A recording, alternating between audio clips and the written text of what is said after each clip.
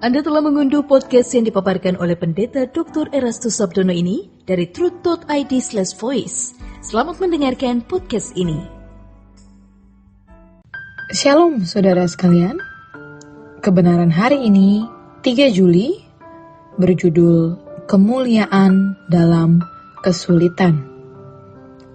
Di Perjanjian Lama kita menemukan orang-orang yang diproses sebelum diangkat Tuhan untuk menerima kepercayaan, seperti Yusuf, Daud, dan tentu banyak lagi mereka yang pasti melalui proses, termasuk Musa.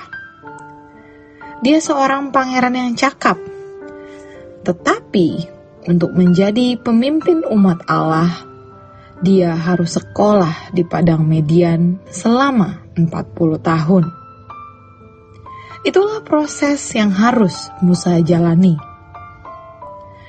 Jadi, dengan keadaan yang kita alami hari ini, kita harus menerima ini sebagai sekolah Tuhan.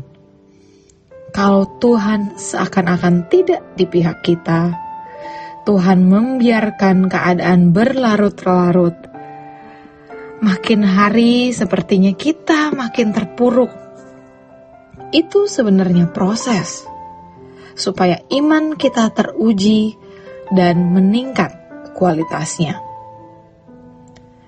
Itu berarti kita ini orang istimewa di mata Allah, karena kita dipandang bisa melewati semua itu, dan kita dipandang memiliki kualitas emas. Emas itu dimurnikan untuk berkadar dan berkarat lebih tinggi lagi.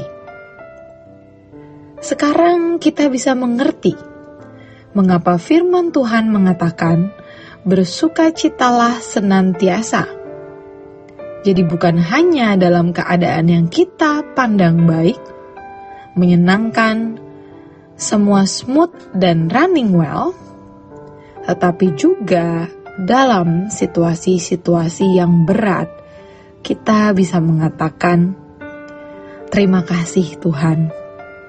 Karena dalam keadaan-keadaan ini, ternyata Tuhan, Engkau mengerjakan sesuatu yang luar biasa di dalam hidupku. Kita bersyukur karena melalui kejadian-kejadian yang kita alami di dalam hidup, kita menjadi orang-orang yang luar biasa. Diperhatikan Tuhan, menjadi karunia Tuhan.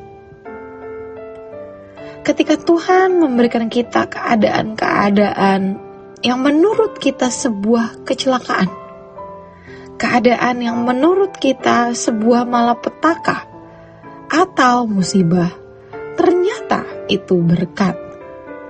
Karenanya, kita harus memperhatikan dengan kacamata kekekalan. Allah bekerja dalam segala hal, pasti kita tahu. Tetapi Tuhan bekerja bukan hanya melalui perkara-perkara yang besar, melainkan juga melalui tekanan, tindisan, hal-hal yang bisa merenggut dan mempengaruhi perasaan serta emosi kita. Dari hal-hal kecil, hal-hal detil, bukan hanya masalah besar yang mudah kita sadari. Karenanya, dalam satu Alkitab terjemahan bahasa Inggris, ditulis demikian. That's why we can be so sure that every detail in our lives of love for God is worked into something good. Jadi, di dalam kehidupan kita, every detail in our lives of love for God is worked into something good. Dari perkara kecil, dari setiap hal yang detil dalam kehidupan kita yang mengasihi Allah, Allah bekerja untuk sesuatu yang baik. Makanya kita bersyukur. Kita harus memperhatikan proses itu dari hal-hal kecil. Jangan hanya melihat hal-hal besar, tapi mulailah perhatikan setiap peristiwa dan makna kejadian dari hal-hal kecil. Tentu yang terkait dengan perkara-perkara besar yang sedang kita alami juga. Sebab Allah men-setting kita supaya kita ini menjadi seorang yang layak. Satu garis, satu line dengan hidup anaknya. Dalam satu terjemahan bahasa Inggris juga diterjemahkan begini. God knew what he was doing from the very beginning. He decided from the outside to save the lives of those who love him along the same line as the life of his son. Jadi Tuhan mau kita ini dalam perjalanan hidup itu, kita satu jalur dengan putra tunggalnya. Kalau putra tunggalnya mendapat perlakuan seperti itu, diperlakukan tidak adil, ditekan, dan lain-lain, kita juga memiliki line yang sama.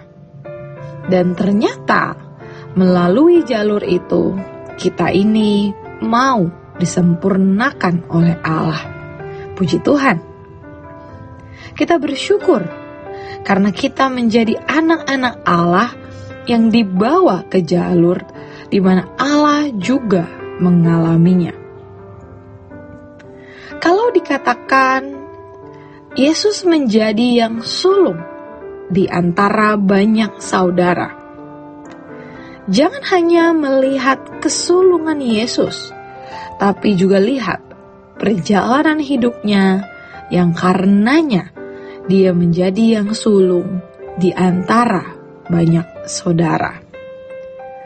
Perjalanan hidup Yesus yang penuh dengan pergumulan, jalan terjal, jalan yang berat dan sukar.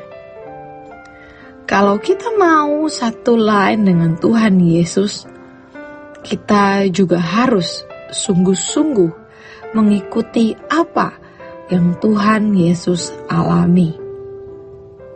Yesus juga menjalani itu dan bersikap seperti yang seharusnya ia lakukan. Ketika diperlakukan tidak adil, ditekan, ditindas, dia menyerahkan semua itu kepada Bapa di surga. Kita jangan menggunakan cara-cara kita sendiri dalam mengatasi persoalan-persoalan hidup. Ingat, jangan menggunakan cara kita sendiri. Karenanya, kita harus tetap melekat pada Tuhan. Selain kita mendapat kekuatan, kita juga mendapat hikmat serta tuntunan Tuhan bagaimana mengatasi keadaan itu. Saat kita membuka mata, sudah mulai tegang menghadapi kenyataan hidup yang berat. Tetapi kalau kita membuka mata pada pagi hari, tapi sudah membawa semua pergumulan kepadanya, Tuhan pasti akan memberi kita kekuatan dan sekaligus tuntunan dan bimbingan. Semua akan selesai pada waktunya. Percayalah bahwa Tuhan tidak mungkin membuat itu berlarut-larut sampai kita kehilangan kehidupan. Justru keadaan itu membuat kita akan menemukan kemuliaan.